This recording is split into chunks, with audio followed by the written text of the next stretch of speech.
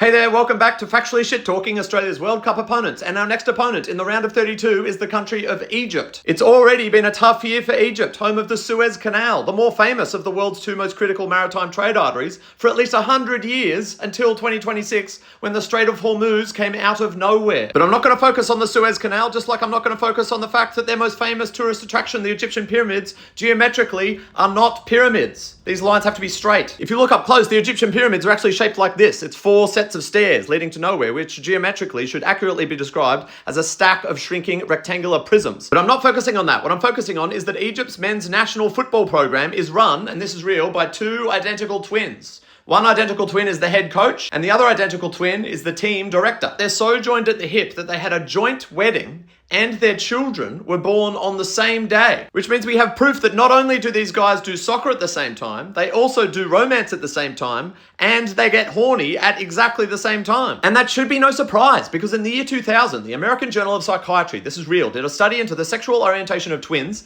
and they looked at whether there was a higher correlation between the sexualities of identical twins than there was between non-identical twins and non-twin siblings. And there was. The study clearly found that identical twins were more likely to have a resemblance or a similarity in their sexual orientations than even fraternal twins were. And I think this is a serious disadvantage for Egypt's national team. The two men running the team, the two men at the helm, have more similar horniness, scientifically backed and historically backed reason to believe that they have very similar things that make them horny. And that's a problem in the context of a competition which has struggled in the past with having too many attractive women in the crowd. This is real. FIFA has urged broadcasters in the past to stop focusing on all the attractive women in the crowd. There are too many hot women in these World Cup crowds. These Egyptian guys who have a very similar sexuality are going to struggle in this sexy environment. It's kind of like how a president and a vice president should never fly in the same plane, because then if the plane goes down, they both die. In the same way, the two leaders of a soccer team shouldn't have the same horniness. They shouldn't have the same sexuality, because then they might both get distracted by the same hot woman in the crowd, and then they'll lose the match, which is what's going to happen when you play Australia. We're going to beat you in the round of 32, Egypt. I've identified your Achilles heel.